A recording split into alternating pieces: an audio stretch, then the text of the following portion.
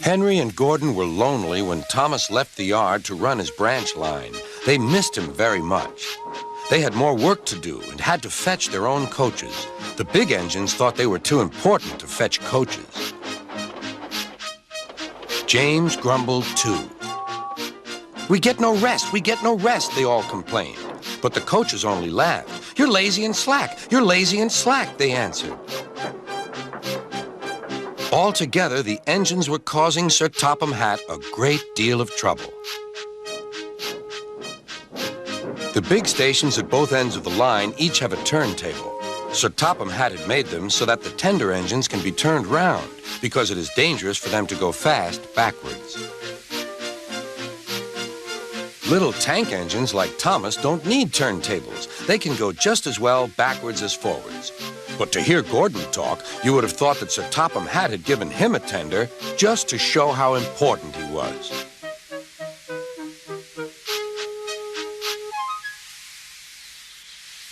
"You don't understand, little Thomas. We tender engines have a position to keep up. It doesn't matter where you go, but we are important. And for Sir Topham Hatt to make us do shunting, fetch coaches, and go on some of those dirty sidings, it's not the proper thing."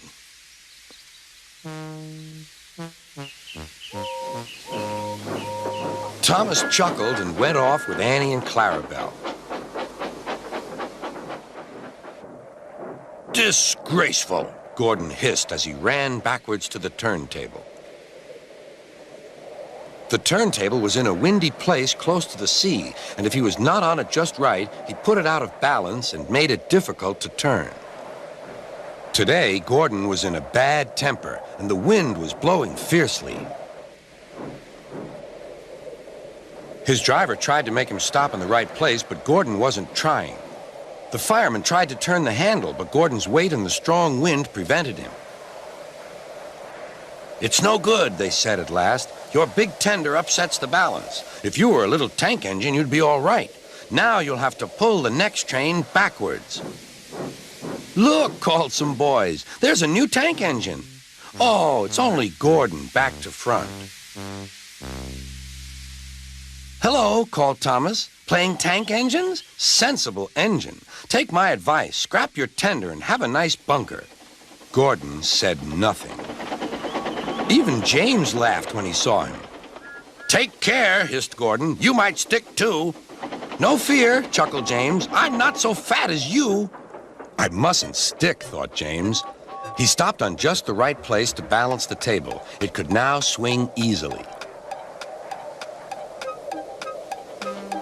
Gordon arrived in time to see everything.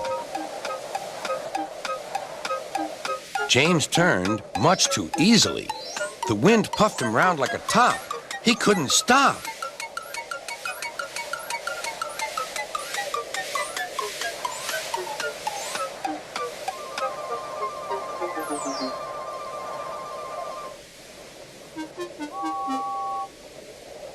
"Well, well," said Gordon. "Are you playing roundabouts?"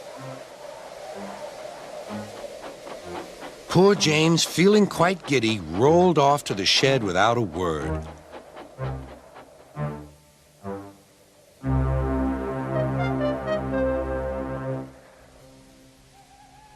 That night, the three engines had an indignation meeting.